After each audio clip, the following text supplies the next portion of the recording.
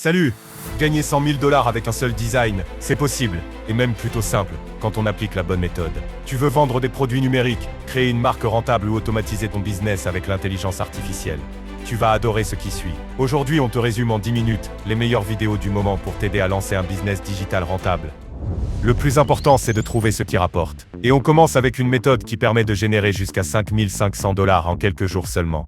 Les mini-cours en ligne explosent en 2025. Moins de 2 heures de contenu, une promesse claire, un tarif accessible et un impact immédiat sur les ventes.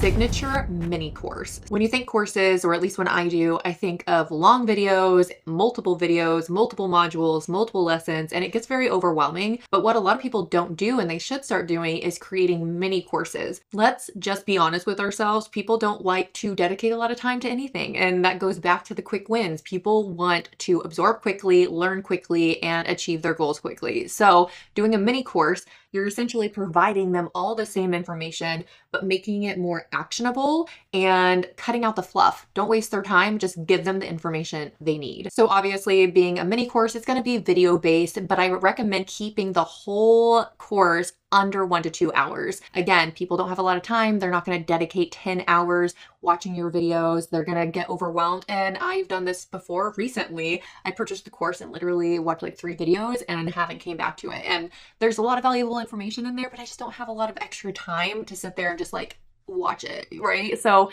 you want it to be super easy and digestible. The purpose of a mini course is obviously to teach a skill. You have knowledge that somebody else needs and you are teaching them to do it in a video format. Now, why does this sell? This sells well because it's bite-sized information. Again, you're not overwhelming them. You're providing them only the information they need to take action. And then it's also going to be more affordable than some big long-winded course that they most likely don't even get anything from because they never finished it. Autre produit ultra rentable, les templates d'automatisation. Que ce soit pour Notion, Flowdesk ou même des scripts pour YouTube, leur valeur perçue est énorme, surtout quand on veut des résultats rapides. Automations or system templates, a little bit different than the templates we were talking about before.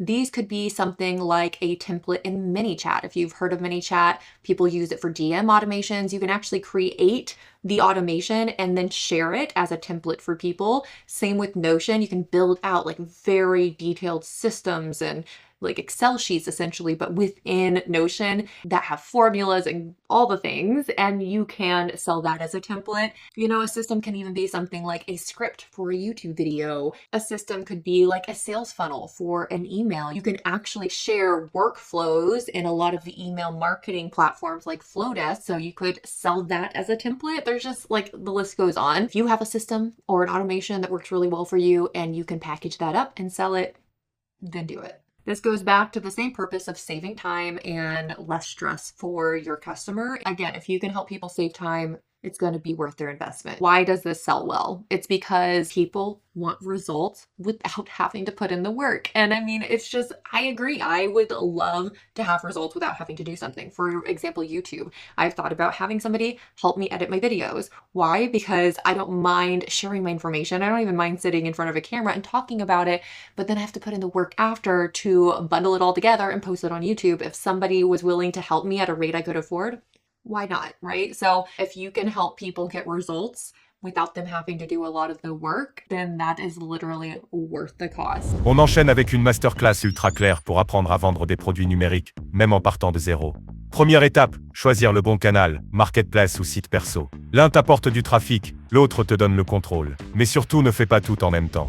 Selling your digital product. We're going to focus on 2 main steps here for the selling part as well. So the first thing you'll need to do here is to choose your sales channel. This is different from your design tool, right? We used a certain design tool to actually design and create the digital product, but now we've got to choose a platform that we're going to sell it on. This is where we're going to set up our online shop. The 2 main options here are you can sell on a marketplace platform or on your own e-commerce website. A marketplace platform is a website that hosts many different shops all within that one marketplace, and people know of the marketplace. They may not know about your shop, but they know of that marketplace and they'll go to search for things just because they love shopping on that specific website. It'll have its own search algorithm, so it's not pulling search results to show that shopper from all across the internet. It's only pulling search results from that marketplace's shops. So some of the best marketplaces I recommend for selling digital products are Etsy, Amazon, and Creative Market. Now the other option is is selling on your own e-commerce website. So this is not where you're teaming up with a platform like Etsy to host an online shop. You're actually just building your own website and having your own e-commerce store on your website. There are a lot of different website hosts out there that you can use for this. One of the most trusted and well-known is Shopify, but you can also look up different e-commerce website hosts just by doing a simple Google search, and you can compare different hosts and what features they offer to see which one would be the right fit for you. There are pros and cons to both sides here. In my opinion, the biggest benefit to selling on a marketplace platform is the natural built-in traffic of shoppers that are loyal to that platform. So for instance, Etsy has millions and millions of active shoppers who love shopping on Etsy just because it's Etsy. Again, they may not know your shop is on Etsy, but they may find your product because they're going to Etsy time and time again to buy things like home decor, gifts, digital products. So it helps, especially new sellers, to tap into that organic audience and be found quicker in the search results. When you host your store on your own website, you don't have that natural built-in audience of millions and millions of shoppers on a single platform. So you're going to have to do a little bit more upfront to drive your own traffic to your shop. But the benefit to having your own shop on your own website is you can customize it much more, make it exactly what you want. And if you're able to build some brand awareness, you can actually go even further building your own established brand as opposed to just staying on a platform like Etsy or Amazon. So it's really up to you what you want for your business. You can go either direction. I think both are great. You can start with one and then branch into the other. But my recommendation is not to try to do both at once. Pick one sales channel to focus on until you master it. And then if you eventually want to branch into other websites, then that is totally fine. Et pour finir, 2 techniques simples mais puissantes. Offrir un bonus à l'achat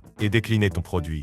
Résultat, plus de clics, plus de conversions et plus de ventes. Adding an incentive is basically just adding a little extra reward that is going to encourage that potential buyer to go ahead and purchase now as opposed to waiting for later. Maybe they've narrowed it down to your listing and a couple of others that are similar and they're trying to decide which one to go with. Your extra incentive could be the thing that pushes them over into purchasing your product as opposed to the other ones. So there are lots of different things you can use as incentives. This could be a discount code, a sale, offering free shipping, offering a free item with their purchase, offering a buy one, get one free deal. So the sky really is the limit here, but just even offering something small can be enough to get the sale. And the second thing here that I'm a big fan of is offering variations. Once you've got some traffic coming in, you've got some data and some analytics you can look at, you can see which of your listings and which designs are performing best and double down on what's working well. Take your bestseller listings and start to make variations of them, meaning that is basically the same product in terms of the framework of it, but you might change out simple things like the font style or the color scheme to give a different option or variation for that customer who likes the type of product it is and likes maybe the layout of it, but they just wanted some different colors or they just wanted the font to be slightly different. That way, when you're creating your listings, you can always say in the description something along the lines of, like this product, but want it in a boho style, check out our boho version of this listing here. And then you can link your other listing. Giving options and variations is going to keep people browsing on your site for longer, engaging for longer, and it's going to give them more options, which is going to result in more sales. Plongeons maintenant dans les coulisses d'un t-shirt qui a généré 100 000 $.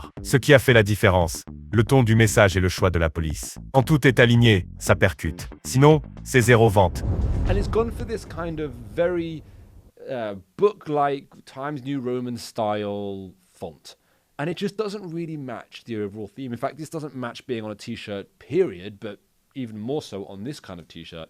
And then you've got this one where, in all fairness, the fonts that you've got here is very good for a t-shirt, but it doesn't work with this particular t-shirt. It's not screaming, oh, for fuck's sakes. It's screaming like I'm a cartoon angry character from a Disney movie.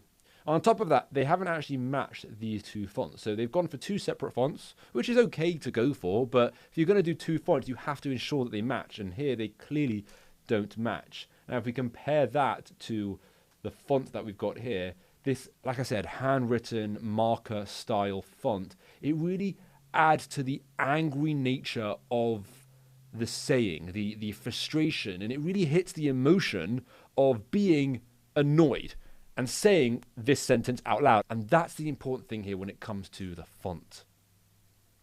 You can see the kind of font used here. This is Fox Insurance. So not only is the graphic very similar, we're going to talk about the graphic in a minute, but you can see the actual font that they've used, Fox Insurance, it's just very similar, right? Or Fox Security Services, or Fox Insurance Solutions. You can see this is the kind of font they've gone for here. It's like a very corporate logo or something kind of style. It's not a t-shirt. It's not what people want to wear on their chest. Now with this particular design, the graphic plays an integral part of the overall design.